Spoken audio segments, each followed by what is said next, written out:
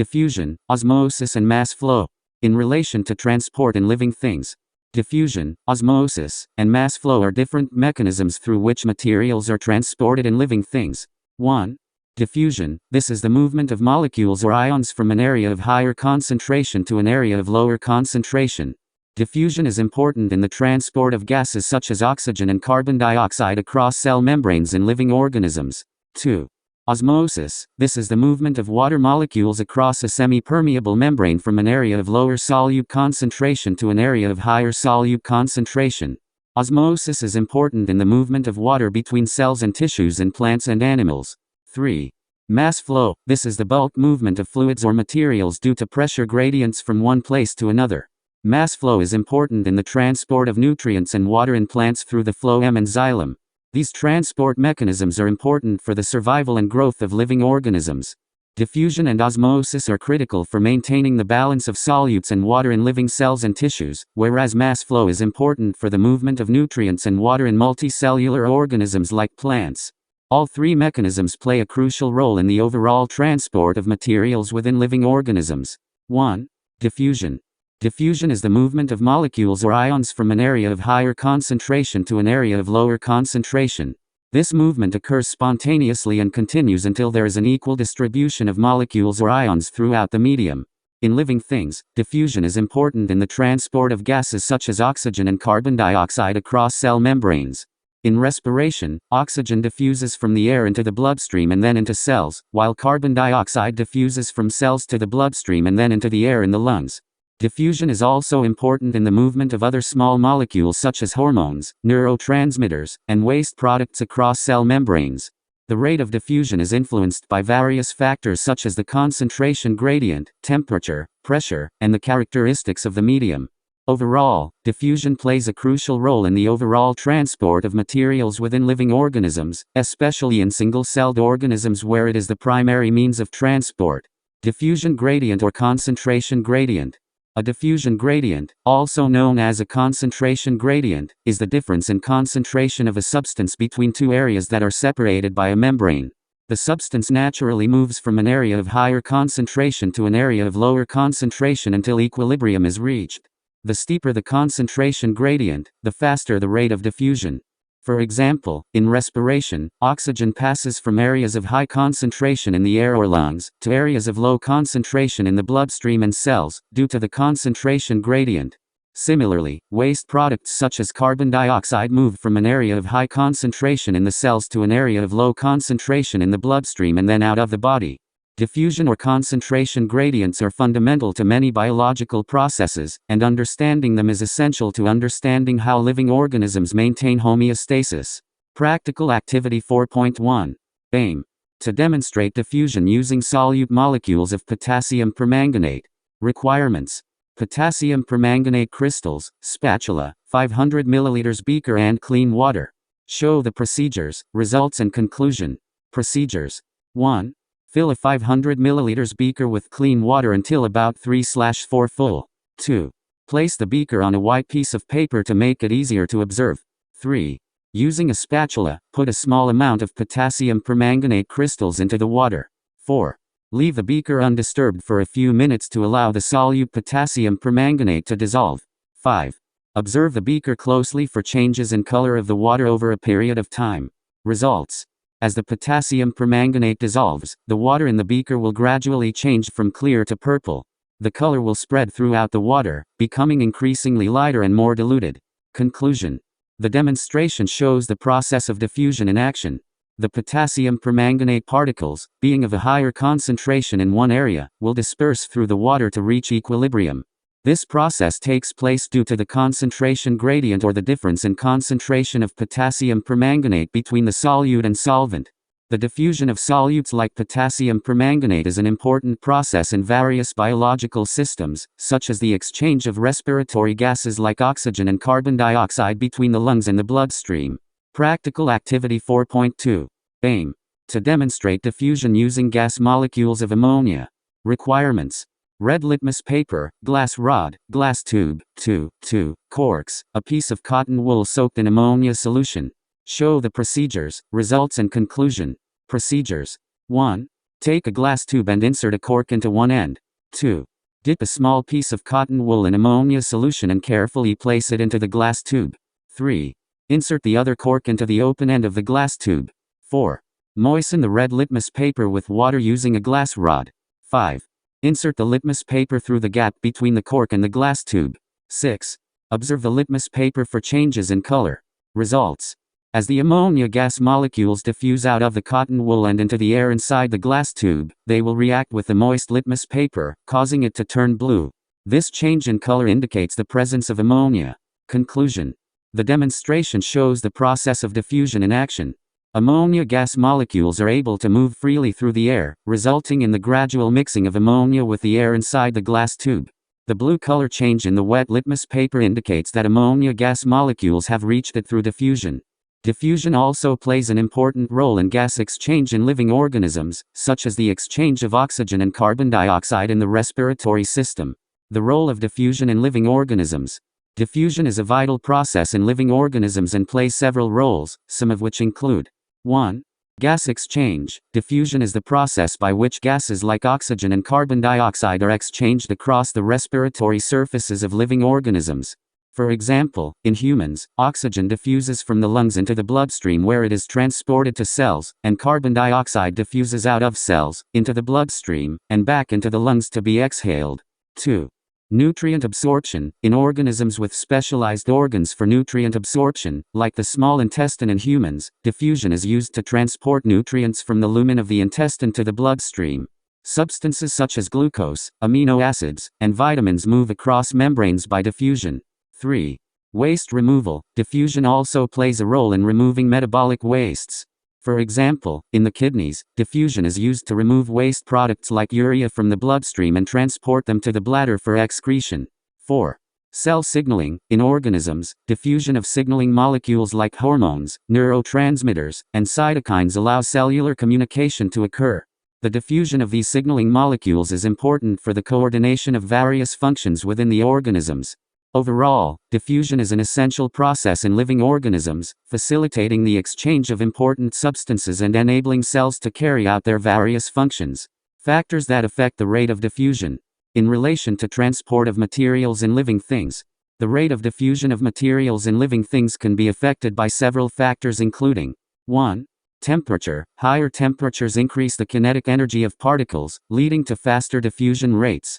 2. Concentration gradient. The larger the difference in concentration of the material between the two areas, the faster the diffusion rate. 3.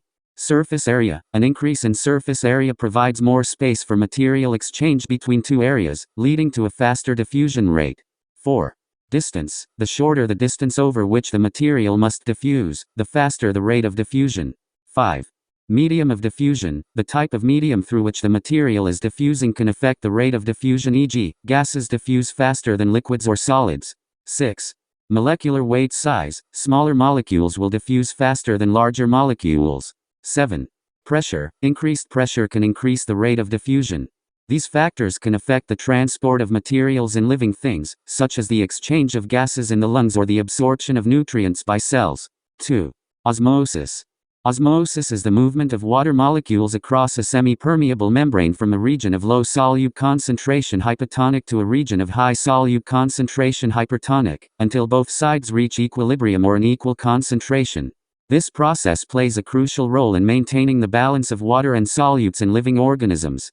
In biological systems, osmosis is found in processes such as the absorption of water by plant roots, the regulation of water balance in animal cells, and the movement of water in and out of cells. Osmosis is a special type of diffusion because it involves the movement of water molecules across a selectively permeable membrane, from an area of low solute concentration to an area of high solute concentration, until equilibrium is reached. This movement of water is driven by the concentration gradient of solutes across the membrane, similar to the gradient of molecules that drive simple diffusion. However, osmosis is unique because it only applies to the movement of water, whereas diffusion can apply to the movement of any type of particle, such as ions, gases, or molecules. Practical Activity 4.3. Aim. To demonstrate osmosis. Requirements. Retort stand, glass tubing, visking tubing, beaker, colored concentrated solution, distilled water, clamps and string. Show the procedure, results and conclusion. Procedure 1. Cut a small section of visking tubing and tie one end tightly with a piece of string. 2. Fill the visking tubing with a concentrated colored solution, leaving some space at the top. 3. Tie the open end of the visking tubing securely with another piece of string. 4. Take a beaker and fill it with distilled water. 5. Place the visking tubing in the beaker of distilled water. 6. Suspend the visking tubing using glass tubing and clamps, so that it is completely submerged in the water but not touching the bottom of the beaker. 7. Observe the visking tubing over a period of time, at least an hour, and record any changes. Results. Over time, the water will gradually move into the visking tubing through osmosis, causing the level of the colored solution in the tubing to rise and the tubing to expand. The rate of osmosis can be observed and recorded over a period of time. Conclusion. The movement of water from an area of high concentration distilled water in the beaker, to an area of low concentration colored solution in the visking tubing, is caused by osmosis. The experiment demonstrates the concept of osmosis and the selectively permeable membrane of the visking tubing. Practical Activity 4.4. Aim. To investigate cell turgor and plasmolysis. Requirements. Scalpel, clean water, ruler, concentrated sugar solution, a piece of cotton wool, Irish potato, cork border. Show the procedures, results and conclusion. Procedure 1. Cut a small piece of the potato using a cork border. 2. Cut thin slices of the potato using a scalpel. 3. Place the potato slices in clean water for a few minutes to remove excess starch. 4. Drain the water from the potato slices and place them on a piece of cotton wool. 5. Measure the initial length of each potato slice using a ruler. 6. Place one slice in a beaker of distilled water and another slice in a beaker of concentrated sugar solution. 7. Let the slices soak for at least 30 minutes. 8. Remove potato slices from water and sugar solutions. 9. Measure the final length of each potato slice using a ruler. Results. The potato slice in the distilled water will have expanded due to osmosis, while the slice in the sugar solution will have shrunk due to water moving out of the potato cells. Conclusion. The expansion of the potato slice in distilled water is due to the water moving into the potato cells and creating pressure against the cell walls. This leads to the phenomenon called cell turgor. On the other hand, the shrinkage of the potato slice in the sugar solution is due to water moving out of the potato cells leading to plasmolysis, the process in which the cell membrane pulls away from the cell wall. By observing the changes in the size of the potato slices, this experiment helps demonstrate osmosis and its effects on plant cells. It also shows how plant cells maintain their structural integrity through cell turgor. Practical Activity 4.5. Aim. To demonstrate osmosis in plant cells. Requirements. Scalpel, Irish potato, boiling water bath. 3. Petri dishes, clean water, sugar crystals. Show the procedures, results and conclusion of the experiment. Procedure 1. Cut 2 small cubes of potato using a scalpel. 2. Place the potato cubes on a petri dish. 3. Cover one potato cube with sugar crystals and the other with clean water. 4. Leave the petri dishes for 30 minutes. 5. After 30 minutes, remove the potato cubes from the petri dishes and blot them with a paper towel to remove excess water. 6. Observe and compare the size, texture, and color of the 2 potato cubes. Results. The potato cube covered with sugar crystals will appear smaller, shriveled and discolored compared to the cube covered with plain water. The potato cube in the plain water solution will appear plump and unchanged. Conclusion. This experiment demonstrates osmosis in plant cells. The osmosis process involves the movement of water molecules from an area of high concentration, in this case, the plain water solution, to an area of low concentration, the potato cells covered in sugar crystals. The movement of water across the semi-permeable membrane caused the potato cube covered in sugar crystals to lose water, leading to its shrinkage and discoloration, while the potato cube covered in plain water remained hydrated. This experiment helps demonstrate the importance of osmosis in maintaining proper plant cell function. It also helps to understand how osmosis can be manipulated to change the moisture content of plant tissues in different agricultural and horticultural settings. Types of solutions. There are 3 different types of solutions. 1. Hypertonic solution, a solution with a higher solute concentration compared to the solute concentration inside the cell. Water moves out of the cell, resulting in cell shrinkage or plasmolysis. 2. Hypotonic solution, a solution with a lower solute concentration compared to the solute concentration inside the cell. Water moves into the cell, eventually resulting in swelling and potentially bursting the cell, lysis, in extreme cases. 3. Isotonic solution, a solution where the solute concentration is the same both inside and outside of the cell. There is no net movement of water across the cell membrane in this case, and the cell remains unchanged. Demonstration of osmosis in plant cells.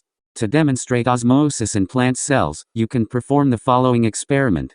Materials: potato, scalpel or knife, 3 petri dishes, water, salt, measuring spoon. Procedure: 1. Cut a small piece of potato and divide it into 3 equal parts. 2. Fill the first petri dish with water, the second petri dish with a 5% salt solution, and the third petri dish with a 10% salt solution. 3. Label each petri dish with the solution concentration 0%, 5%, and 10%. 4. Place 1 piece of potato in each dish. 5. Leave the petri dishes for about 30 minutes. 6. Observe and compare the size, texture, and color of the potato pieces. Results: the potato piece in the water will appear plump and hydrated. The potato piece in the 5% salt solution will appear shrunken, and the potato piece in the 10% salt solution will appear even more shriveled and discolored. Conclusion: this experiment demonstrates osmosis in plant cells. The potato cell placed in the 5% and 10% salt solutions represent hypertonic solutions, and water moves out of the cell. Due to this movement of water molecules, the cells become dehydrated, which leads to their shrinkage and change in appearance. In comparison, the potato cell in water represents a hypotonic solution, and water moves into the cell, resulting in a plump and hydrated cell. Describing osmosis in plant cells, osmotic pressure and osmometer. Osmosis in plant cells. Osmosis is the movement of water molecules from an area of high concentration to an area of low concentration through a selectively permeable membrane. In plant cells, water moves through the cell membrane into the cell via osmosis via the process of diffusion. Osmosis is critical in maintaining the plant's turgor pressure or rigidity. Osmotic pressure. Osmotic pressure is the pressure that develops when 2 solutions of different concentrations are separated by a selectively permeable membrane. The higher the solute concentration of a solution, the greater its osmotic pressure. Osmotic pressure helps maintain plant cell turgidity and plays a vital role in the transportation of materials throughout the plant. Osmometer. An osmometer is a device used to measure osmotic pressure. The device works based on the principle of osmosis, where 2 solutions of different concentrations are separated by a selectively permeable membrane. As water moves from the region of higher concentration to the region of lower concentration across the membrane, the osmometer measures the pressure that arises due to this movement. Osmometers can be used to determine the osmolarity of different solutions, including plant sap, blood, urine, and other biological fluids. In summary, osmosis is the movement of water across a selectively permeable membrane in plant cells, while osmotic pressure is the pressure that develops between 2 solutions when they are separated by a membrane. The osmometer is a device that can measure osmotic pressure. Effects of osmosis in plants and animal cells. Case 1. An animal cell placed in a hypotonic solution. When an animal cell is placed in a hypotonic solution, a solution with a lower solute concentration compared to the cell, water will move from the solution into the cell by osmosis. The cell will absorb water until it swells and may even burst due to excessive intake of water, causing the cell to lyse or burst.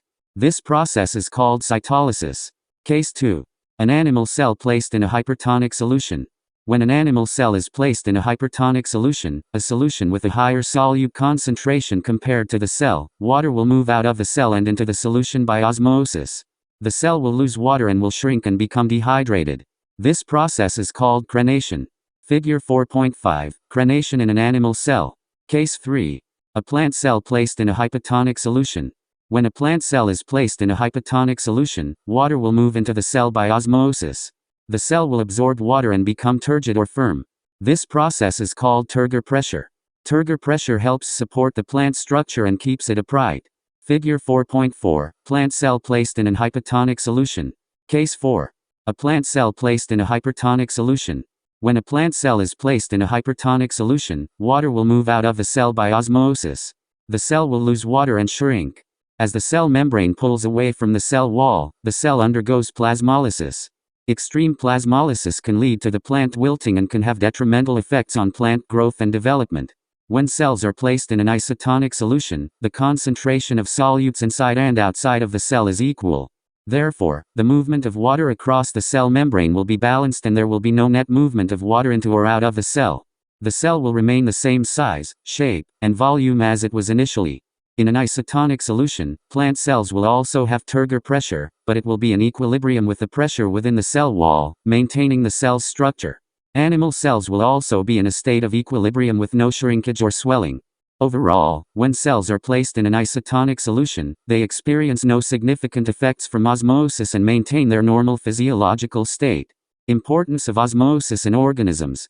Osmosis is an essential process for the survival of living organisms. Here are some reasons why osmosis is important. 1. Regulation of water balance. Osmosis plays a vital role in regulating the water balance in cells and tissues. This process is critical for maintaining the internal environment of the cell and preventing dehydration or excessive water intake. 2. Nutrient absorption. Osmosis helps in the absorption of essential nutrients and minerals from food and the surrounding environment. For example, plant roots use osmosis to absorb water and nutrients from the soil. 3. Waste removal. Osmosis helps in removing waste products and toxins out of the cells and tissues by balancing the concentration of solutes within and outside of the cell. 4. Tissue maintenance. In multicellular organisms, osmosis helps maintain the turgor pressure of plant cells, which gives them their structure.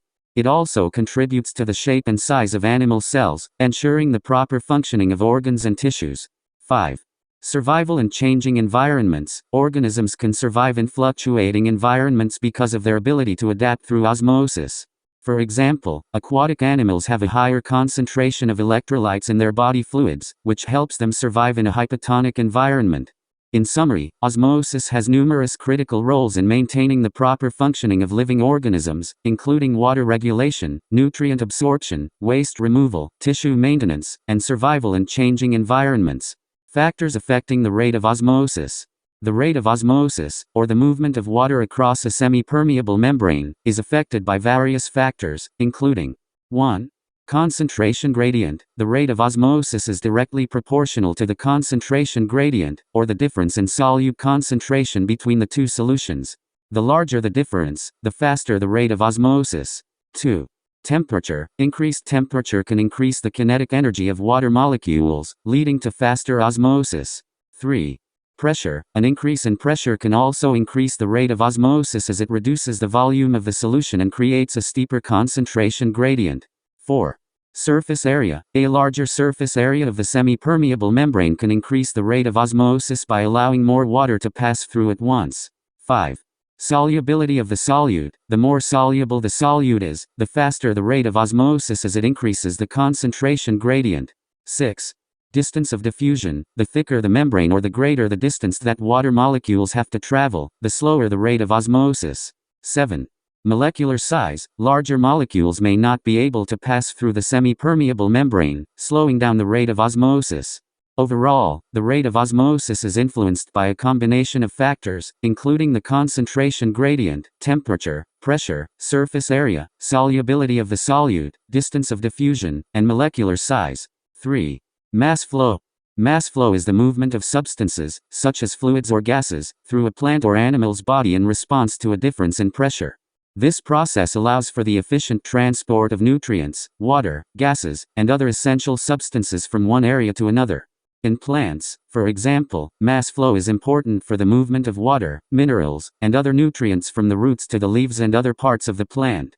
Mass flow is driven by differences in pressure, which are created by osmosis, movement of water from areas of low solute concentration to high solute concentration, transpiration evaporation of water from the leaves, and the pumping action of cells. In animals, mass flow is important for the distribution of oxygen and nutrients throughout the body via the circulatory system. Blood flow is driven by the pumping action of the heart and pressure gradients created by the contraction of muscles in the respiratory system. In summary, mass flow is an essential process for the efficient transport of substances throughout the body of plants and animals. It is driven by differences in pressure, and plays a crucial role in maintaining the proper functioning of biological systems. Practical Activity 4.6. Aim. To demonstrate mass flow in plants. Requirements. Potted plants, scalpel, a knife or razor blade. Show the procedures and results. Procedures. 1. Take a potted plant and carefully cut off a small portion of the stem near the base using a scalpel or knife. 2. Cut the stem at an angle so that the surface area exposed is maximized. 3. Immediately place the cut stem into a beaker or container with water or a dye solution that can be easily seen. 4. Observe the movement of the water or dye solution through the stem. Results. Over time, you should be able to observe movement of the water or dye solution through the stem. This movement is a result of mass flow, which is driven by the pressure gradients between the roots and the leaves of the plant. Water and nutrients are transported through the plant's stem and other parts by this mass flow, allowing the plant to grow, develop, and carry out essential biological processes. The movement of the water or dye solution can be easily observed in the beaker or container. The speed and distance of the movement may vary depending on factors such as the type of plant, temperature, and other environmental conditions. Nonetheless, the demonstration of mass flow in plants can be easily performed using this simple procedure, and can help to reinforce important concepts related to plant biology and physiology. 4. Active transport. Active transport is a process by which cells move molecules or ions against a concentration gradient, or from an area of low concentration to an area of high concentration. This process requires energy in the form of ATP adenosine triphosphate, and specific transport proteins in the cell membrane. In active transport, the transport proteins involved in the process use energy from ATP to pump molecules or ions across the cell membrane, against their concentration gradient. This means that the cells are able to accumulate high concentrations of molecules or ions, even when the concentration of these substances is low outside of the cell. Examples of active transport include the movement of ions such as sodium, potassium, and calcium across the plasma membrane of cells. This type of transport is essential for many cellular processes, including nerve transmission, muscle contraction, and the absorption of nutrients in the intestines. Active transport is also important for maintaining the proper balance and concentration of ions and molecules in cells. If this balance is disrupted, it can lead to a variety of cellular and physiological problems, including dehydration, muscle cramps, and neurological dysfunction. Overall, active transport is a crucial process for the proper functioning of cells and organisms, and plays a central role in many essential biological processes. Active transport is a process by which cells move molecules or ions against a concentration gradient, or from an area of low concentration to an area of high concentration. This process requires energy in the form of ATP adenosine triphosphate, and specific transport proteins in the cell membrane. In active transport, the transport proteins involved in the process use energy from ATP to pump molecules or ions across the cell membrane, against their concentration gradient. This means that the cells are able to accumulate high concentrations of molecules or ions, even when the concentration of these substances is low outside of the cell. Examples of active transport include the movement of ions such as sodium, potassium, and calcium across the plasma membrane of cells. This type of transport is essential for many cellular processes, including nerve transmission, muscle contraction, and the absorption of nutrients in the intestines. Active transport is also important for maintaining the proper balance and concentration of ions and molecules in cells. If this balance is disrupted, it can lead to a variety of cellular and physiological problems, including dehydration, muscle cramps, and neurological dysfunction. Overall, active transport is a crucial process for the proper functioning of cells and organisms, and plays a central role in many essential biological processes. Factors affecting the rate of active transport. The rate of active transport across the cell membrane can be affected by several factors, including 1.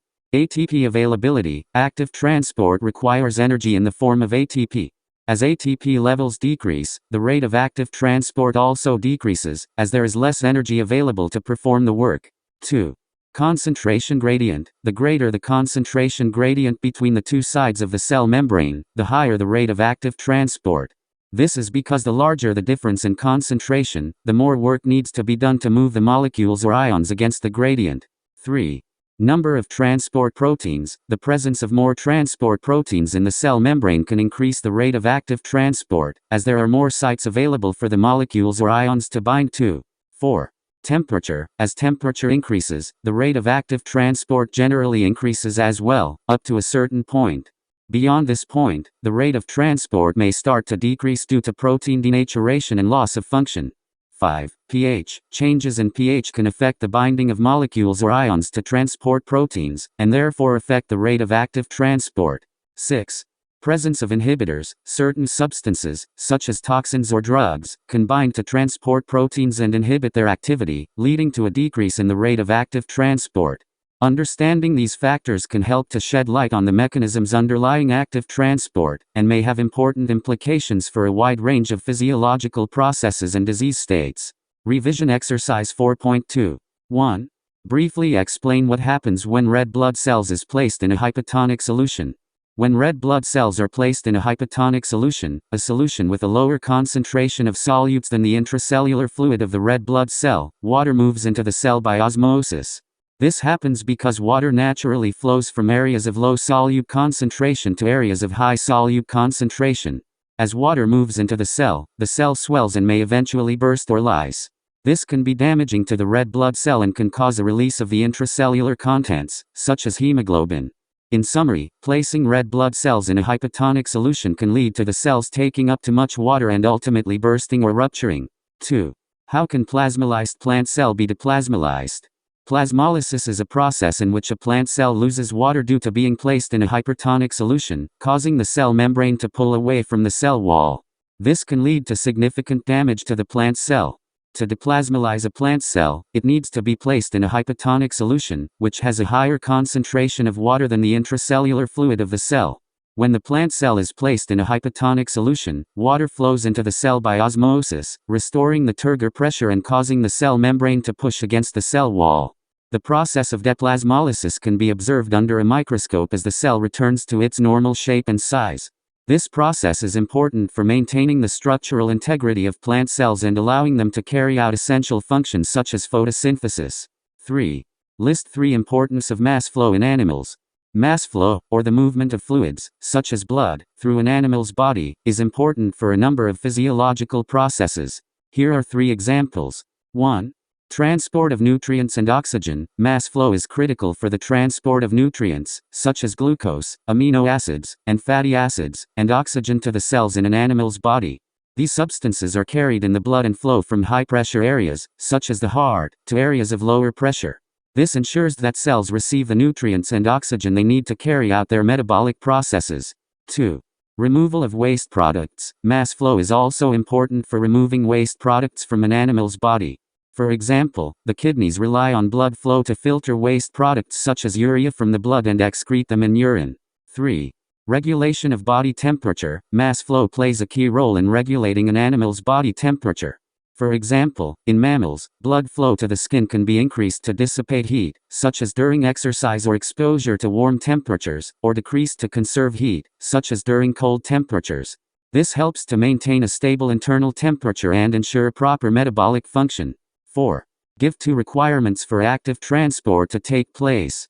Active transport is the movement of molecules or ions across a cell membrane against their concentration gradient, from an area of low concentration to an area of high concentration. This process requires energy to be expended by the cell and specific proteins in the cell membrane to facilitate the movement of the molecules or ions. 2 requirements for active transport to take place are: 1. ATP. Active transport requires energy, typically in the form of ATP adenosine triphosphate. ATP is produced by the cell through cellular respiration and supplies the energy needed to power the movement of molecules or ions against their concentration gradient. 2. Carrier proteins. Active transport utilizes carrier proteins in the cell membrane to move molecules or ions across the membrane. These carrier proteins bind to the specific molecule or ion being transported and undergo a conformational change to move the molecule or ion to the other side of the membrane. The process of a carrier protein changing shape and moving the molecule or ion across the membrane requires energy from ATP. 5. The removal of a bark from the trunk of a tree kills the tree because of.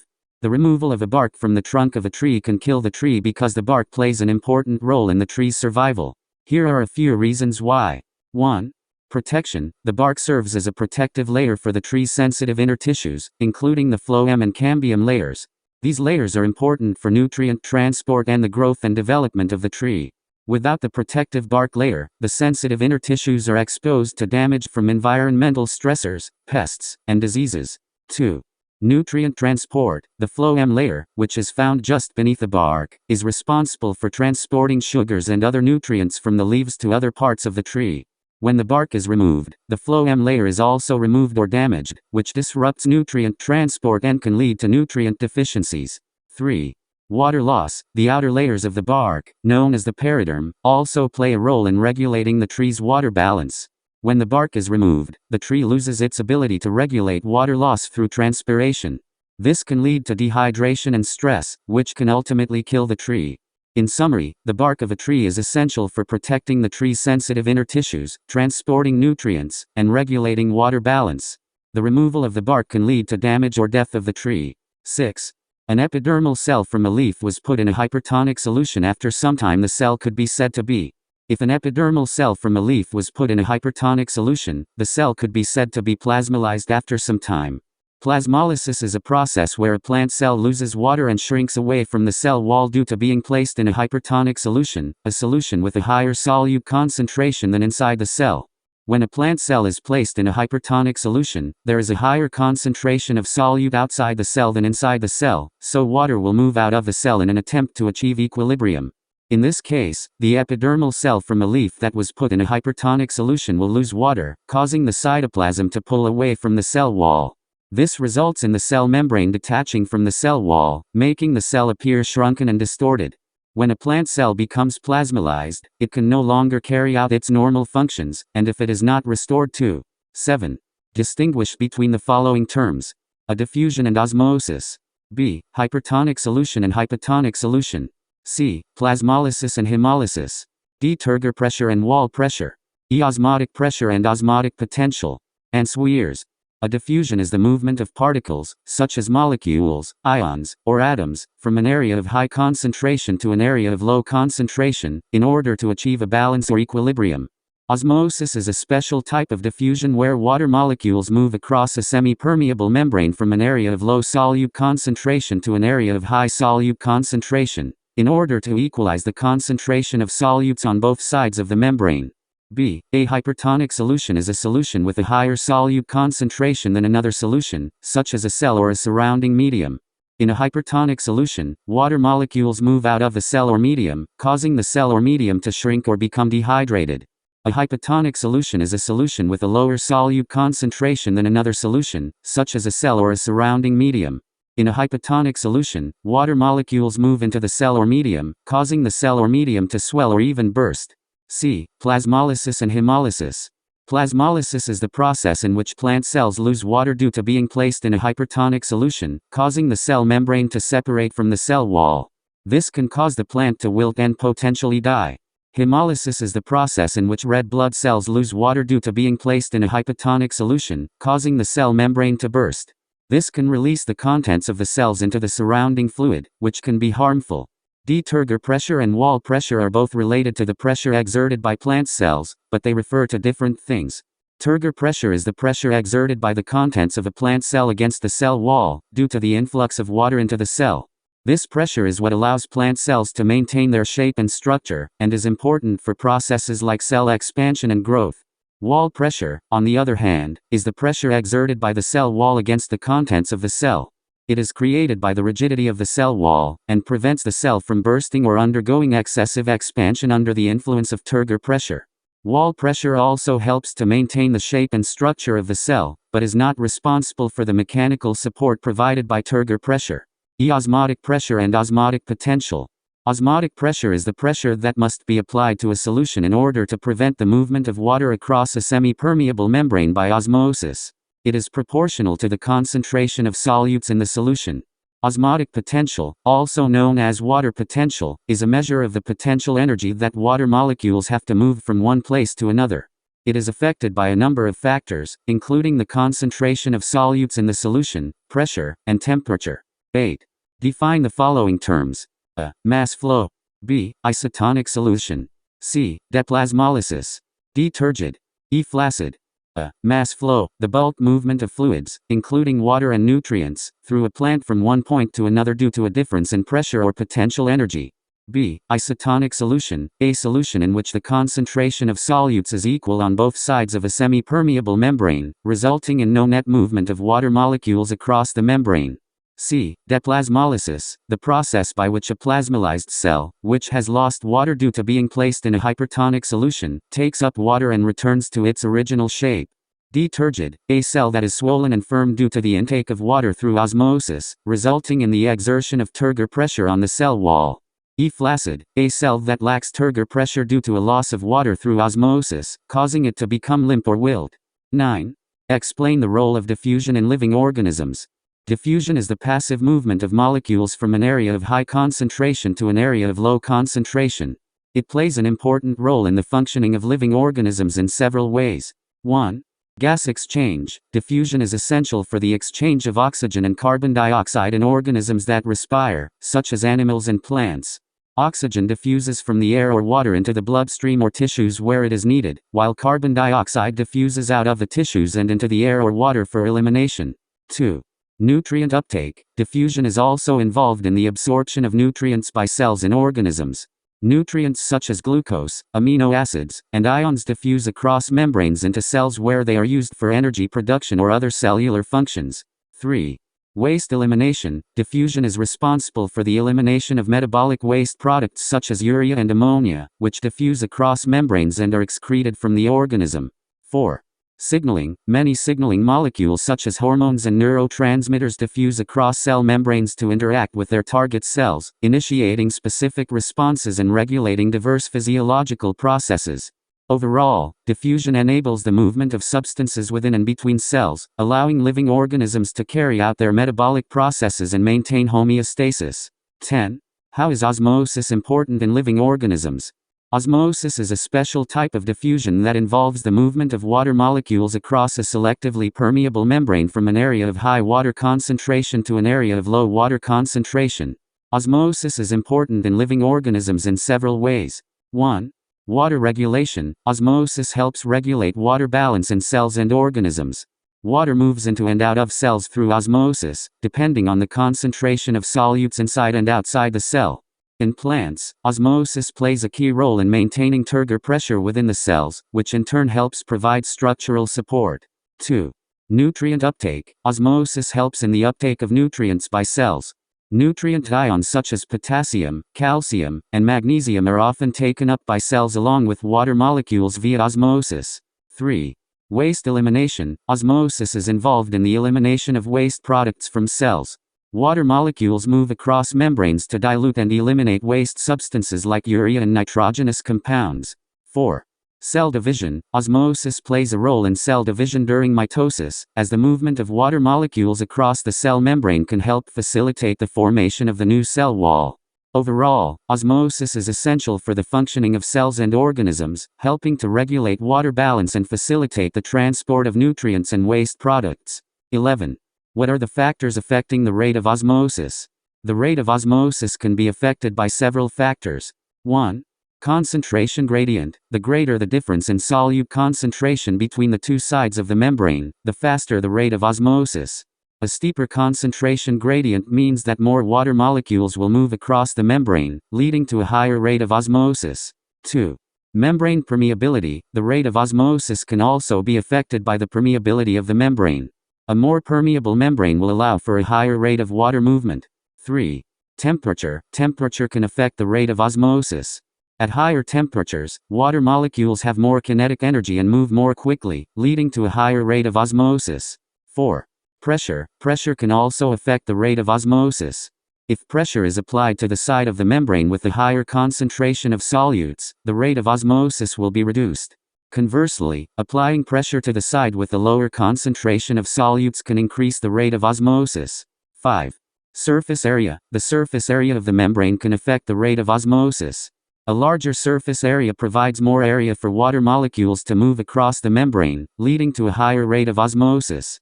Overall, the rate of osmosis is influenced by various factors that affect the concentration gradient, permeability, and physical properties of the membrane. 12. Explain the factors that affect the rate of active transport. Active transport is a process in which ions or molecules move across a cell membrane from an area of lower concentration to an area of higher concentration, against a concentration gradient. The rate of active transport can be affected by several factors, including 1. ATP availability. Active transport requires energy, which is provided by ATP adenosine triphosphate molecules.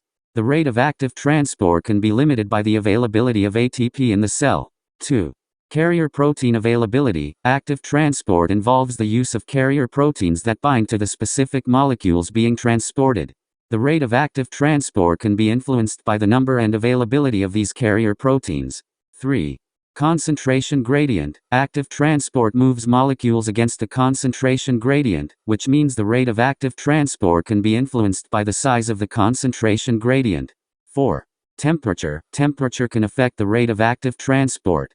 As the temperature increases, the rate of active transport increases due to the increase in kinetic energy of the molecules, provided that the temperature does not become too extreme and denature the protein channels.